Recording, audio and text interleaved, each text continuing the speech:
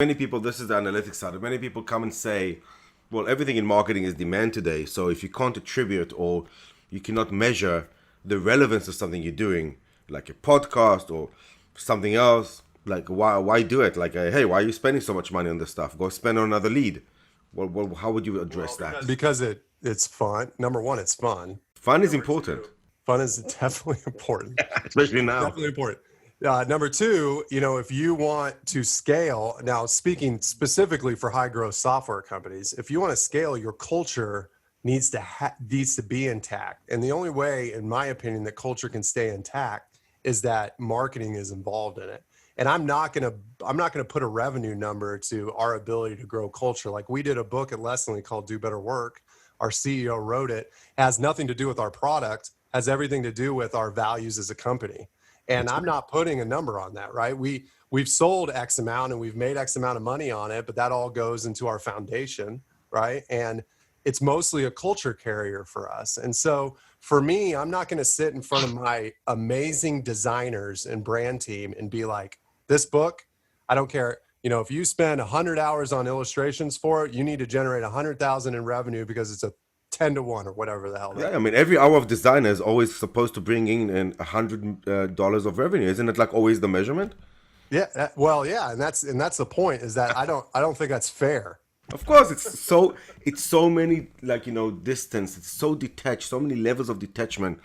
Well, and then that's when you get bad creative and bad marketing and a landing page that looks like everybody else and nothing changes. Yeah. And the only way that you can make an impact now, in my opinion, in this features war that we're in, because everybody can build product all the time, you've got to differentiate with experience. And by applying data to everything, it's kind of hard to do sometimes. That being said, data drives the majority of our spend as well.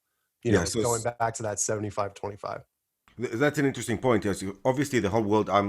We talked lately about community, which I believe is the next phase after intent ABM. It's like really community and experiences and one cohorts of people that have similar X. Everybody can define that X is, and data cannot always be driven to why people go to community because there's a soft element to it, not just a hard element to it. And it's interesting to understand like 75% can be measured. Yeah, everything paid outside, which is the channel, we should put some measurement in it because then you can justify to yourself what should I spend more on. But everything that's about brand, community, engagement, awareness, you can measure it as a lagging indicator because you're seeing from a control group in a city, in a destination, and inbounds are going to explode of companies that have never inbounded before.